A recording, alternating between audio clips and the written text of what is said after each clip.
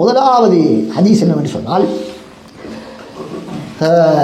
ரசூல் ஸல்லல்லாஹு அலைஹி வஸல்லம் சொன்னார்கள்,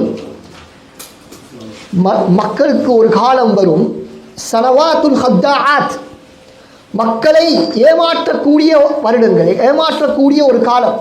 யுஸத்தகு ஃபீஹல் காதிப் வ யுகல்லபு ஃபீஹஸ் ஸாதிக். அதில் என்ன நடக்கும் ஆச்சரியம் என்னென்றா, உண்மையாளர்கள் பொய்யர்களாக கருதப்படுவார்கள், பொய்யர்கள் உண்மையாளர்களாக கருதப்படுவார்கள்.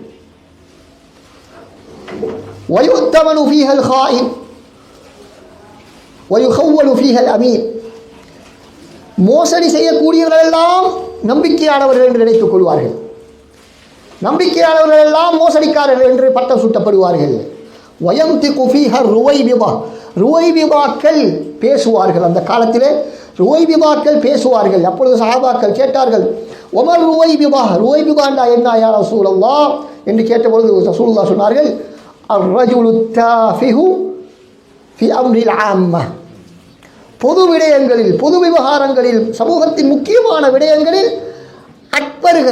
அற்பர்கள் பேசுவார்கள் என்பதாக சொன்னார்கள். அற்பமானவர்கள், எந்த விதமான தகுதியும் எந்த விதமான அறிவோ சமூகத்துக்கு பயணமோ அற்றவர்கள் சமூகத்தின் முக்கியமான விவகாரங்களில் பங்கெடுப்பார்கள் என்பதாக ரசூலுல்லாஹி ஸல்லல்லாஹு அலைஹி வஸல்லம் சொல்கிறார்கள். இந்த ஹதீஸ் இப்னு மாஜாவில் வருகிறது. நான் சொன்ன இந்த வார்த்தை அதிலே வரக்கூடியதுதான். முஸ்னத் அஹ்மதிலும் இதனுடைய வேறு அறிவிப்புகள் இடம்பெறுகின்றன. இதற்கு பல இதனுடைய சில அறிவிப்புகள் பலவீனமாக இருந்தாலும் பல வழிகளிலும் வரக்கூடிய அந்த அறிவிப்பாளர் வரிசையை நாங்கள் தொகுத்து பார்க்கும் பொழுதும் இது ஒரு ஆதாரபூர்வமான ஒரு ஹதீஸ் என்பதாக பல அறிஞர்கள் சொல்லியிருக்கிறார்கள். அப்போ இதில் இருந்து நாங்கள் பெறக்கூடிய இந்த இது சரியா இல்லையா, எங்களை காலத்தை பொருந்துமா இல்லையா இந்த ஹதீஸ்? பொருந்துமா இல்லையா? மிக மிக மிக அதிகமாக பொருந்தக்கூடிய, இதற்கு முன்னாலும் சில காலங்களுக்கு பொருந்திருக்கலாம், இதற்கு பின்னால் வரக்கூடிய காலங்களுக்கும் பொருந்தலாம். ஆனால் நமது காலத்திலே பொருந்துகிறது. எந்த அடிப்படையில் பொருந்துகிறது? எந்த அடிப்படையில் பொருந்துகிறது? ஆம், இன்றைக்கு சமூகத்தில் யாருக்கு முன்னுரிமை வழங்கப்படுகிறது? அறிவாளிகளுக்கா? படித்தவர்களுக்கா? உண்மையில் நல்ல சேவை செய்யக்கூடியவர்களுக்கா? இல்லை.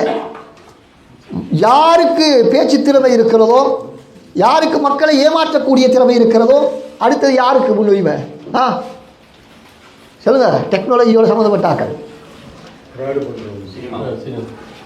யாருக்கு சப்ஸ்கிரிப்ஷன் கூட இது யூடியூப்ல மில்லியன் கணக்கில் யாருக்கு இது இன்றைக்கு?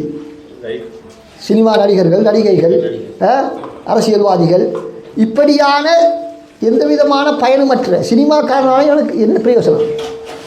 மக்களை நாசமாக்குற ஒரு கூட்டமாக இல்லையா? ஆனால் அவருக்கு தான் கூட ஃபாலோவர்ஸ், அப்படியா இல்லையா? ஒரு மோசமான ஒரு காட்சி, அதுக்குத்தான் கூட பார்வையாளர்கள், அதுக்குத்தான் கூட பார்வையாளர்களா இல்லையா? ஆம். அப்போ ரசூலுல்லாஹ் இதில் என்ன சொல்ல வருகிறார்கள் என்று சொன்னால், முக்கியமான விடயம், அற்பமானவர்கள் சமூகத்திலே தட்டிக்கழிக்கப்பட வேண்டியவர்கள் தான் சமூகத்திலே உயர்த்தப்பட்டிருப்பார்கள், அவர்களுடைய பேச்சு தான் கேட்கப்படும். இன்றைக்கு யார் ஒரு பெரிய ஒரு அறிஞர், பெரிய ஒரு ஆடின்னு சொன்னால் கேட்குறத விட ஒரு நடிகர் சொன்னால் அல்லது ஒரு அரசியல்வாதி சொன்னால் சொல்வது தான் ஈடுபடும், அப்படி தானே? அதனால தான் என்ன செய்கிறாங்க, ஒரு பொருளுக்கு அட்வர்டைஸ் பண்ணணுண்டா யாராவது ஒரு நடிகரை பிடிக்கிறது, நடிகையை பிடிக்கிறது, ஒரு கார்ட்டூனில் வரக்கூடியவர், ஒரு நகைச்சுவையாளர், இப்படி என்ன சமூகத்துக்கு பயனில்லாமல் இருக்கக்கூடியவர்கள் தான் அவர்கள் சொல்கிற கருத்து தான் ஈடுபடும். அவர் ஒரு கருத்தை சொல்லிட்டா ஒரு விஷயம் சம்பந்தமாக அதுக்கு தான் எல்லாரும் மரியாதை. நாங்கள் முழு இதனால கொத்துவார கத்தினாலும் ஒருத்தர் கணக்கெடுக்க மாட்டாங்க, அப்படி தானே?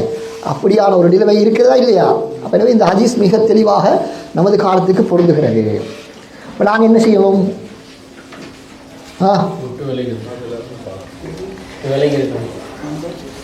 அதாவது பயனற்ற விடயங்களில் ஈடுபடுவதை விட்டு நாங்கள் தவிர்க்க வேண்டும். அப்போ பயனற்ற இந்த ஜோக் அடிச்சுண்டு இந்த தேவையில்லாத அந்த என்ன வீடியோக்களை வெளியிடக்கூடிய அந்த அவைகளெல்லாம் நாங்கள் பார்க்கக்கூடாது. அவைகளையெல்லாம் நாங்கள் பார்க்க என்ன செய்யும்? வியூஸ் கூடும், அவனுக்கு கூடும், அது பிரபலியமாகும், அப்படித்தானே?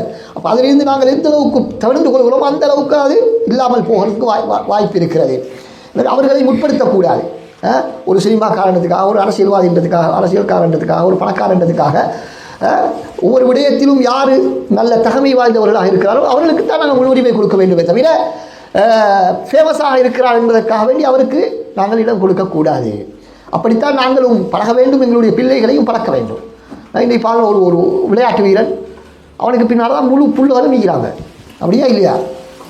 அல்லது ஒரு நடிகருக்கு பின்னால், இப்படி யாருக்காவது பின்னால் தான் எங்கள் பிள்ளைகள் செல்வதை நாங்கள் பார்க்கிறோம்.